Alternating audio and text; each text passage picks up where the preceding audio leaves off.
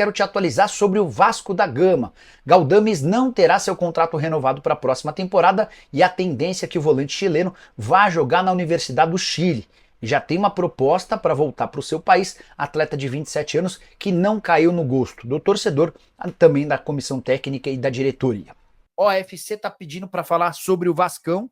Cara, a principal notícia do Vasco nos últimos dias é aquela do Evangelos Marinakis, que é o magnata grego que quer comprar o Vasco, tá? Ele, inclusive, incumbiu o Edu Gaspar, o novo funcionário dele, de fazer essa compra.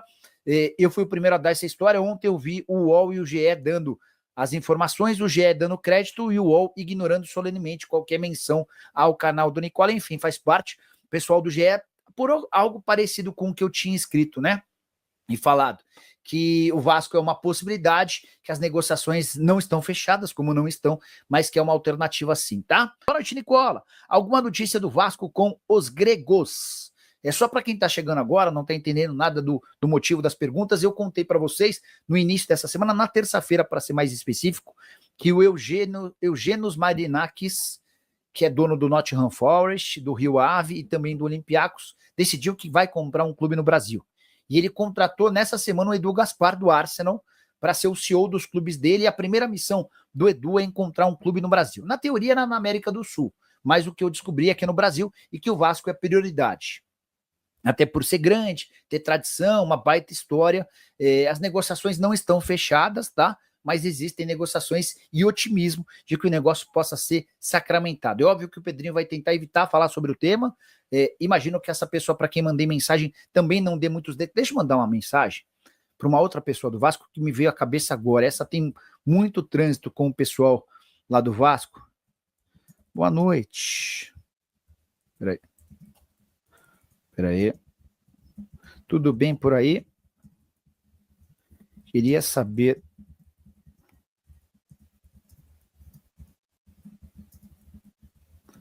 comprando o Vasco.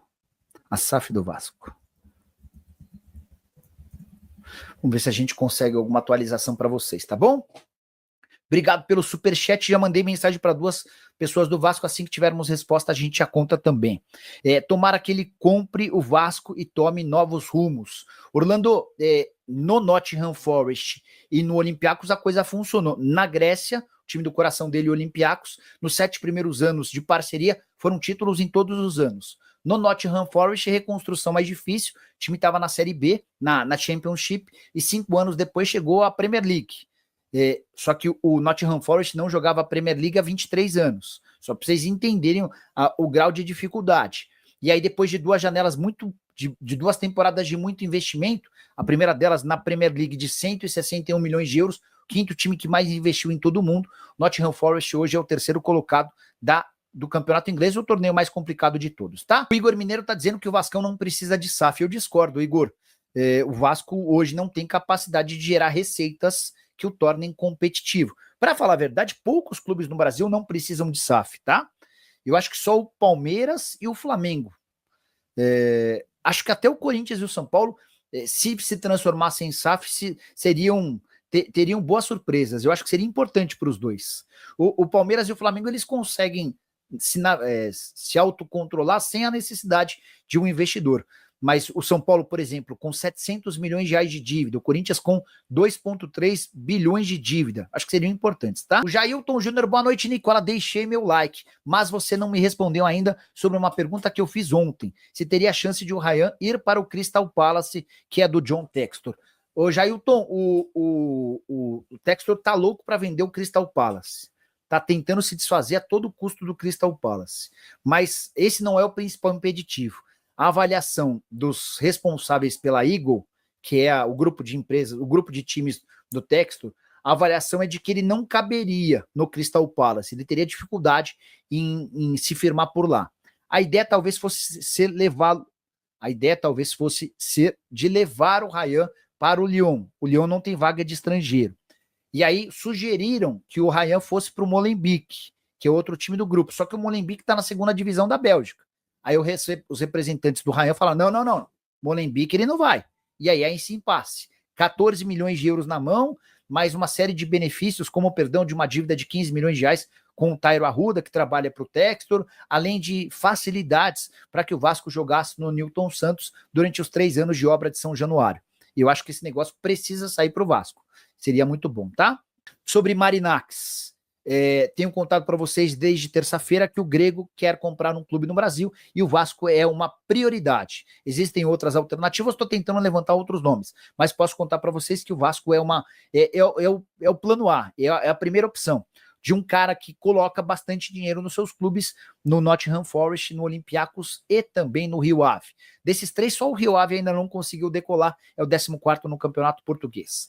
Eu fiz um levantamento e conversei com jornalistas que acompanham o Rio Ave, clube da cidade de Póvoa de Varzim, coladinho ao Porto, para saber detalhes sobre o Evangelos Marinakis, o magnata grego que comprou recentemente o Rio Ave. O que é que ele fez pelo clube? E que poderá fazer também no Vasco da Gama. Isso é fundamental a gente entender, para que o Vasco não entre em uma canoa furada, como foi com a 777. Fiz uma pesquisa demorada e minuciosa, conversando com jornalistas que acompanham de perto o Rio Ave, clube que anda no meio da tabela do Campeonato Português e que foi adquirido, agorinha, no meio do ano, pelo magnata grego. Vamos entender essa história.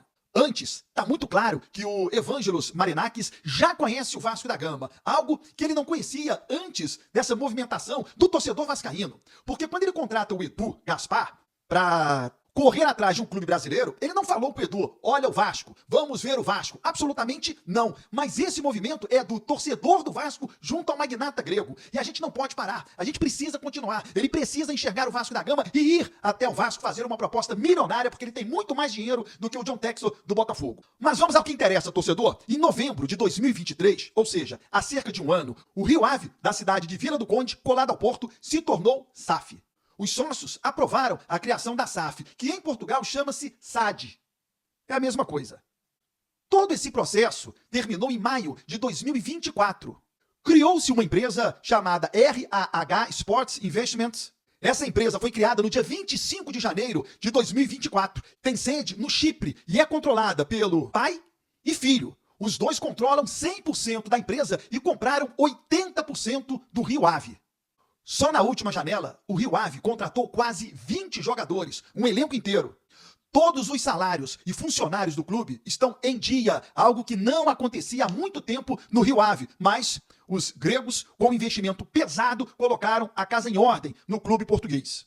A situação do Rio Ave era tão caótica que em 2 janelas de 2023, o clube não pôde contratar qualquer jogador. Sofreu um transfer ban da FIFA por conta da contratação irregular de um jogador camaronês que já tinha um pré-contrato com outro clube.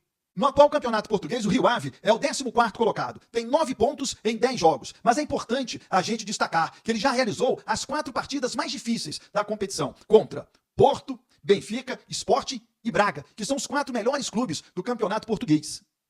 O Marinakis contratou recentemente um novo técnico para o Rio Ave, que é o Petit, que trabalhou no Brasil, ex-técnico do Cuiabá. O objetivo do Rio Ave é terminar o atual campeonato português entre os 8 melhores colocados. E a promessa da família Marinakis é colocar o time em um futuro bem próximo nas competições europeias. Vou buscar mais detalhes desse magnata grego para manter você, torcedor vascaíno, bem informado e ressaltando mais uma vez, esse é o movimento da torcida do Vasco, porque o magnata ainda não deu qualquer passo em direção a São Januário. Vasco está em Fortaleza, joga amanhã diante do Fortaleza e mudou tudo, né? A gente imaginava o Coutinho não viajando e o Payet no jogo. E aí veio a relação dos atletas relacionados para a viagem com o Payet, que sentiu um desconforto na coxa. Em que momento? Não sei, não foi durante o jogo contra o Botafogo. Essa história tá esquisita. E o Coutinho relacionado. Vai jogar a partida inteira? Espero que sim. O departamento físico do Vasco precisa colocar os atletas em perfeitas condições. Quando é que teremos todo o grupo para que o Paiva possa optar pelos melhores jogadores? Tá difícil e eu faço aqui essa cobrança.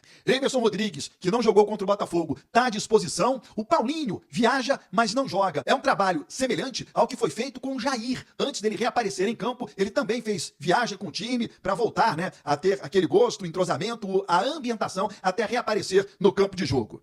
Após esta partida, teremos um período de data FIFA, o Vasco vai ficar 12 dias sem jogar. E na volta é a sequência para terminar o Campeonato Brasileiro. Internacional, Corinthians, esse fora de casa, Atlético Goianiense, Atlético Mineiro e Cuiabá, último jogo fora de casa. A sequência do Vasco é difícil? Não. Ela não é difícil. Preste atenção. O Vasco pega Internacional em casa, Nós ganhamos do Beira-Rio, lembra? Time todo desfalcado. Atlético Mineiro, Vasco joga em casa, Galo com a cabeça em Libertadores.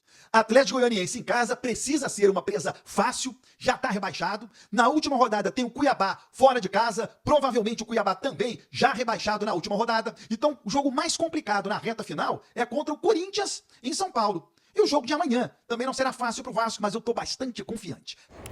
Então é isso aí, pessoal. Ficamos com as notícias de hoje do Vascão. O que você achou delas? Deixe no comentário a sua opinião. Não esqueça de se inscrever no canal e de curtir o vídeo. Muito obrigada por assistir até aqui. Até a próxima. Vamos que vamos.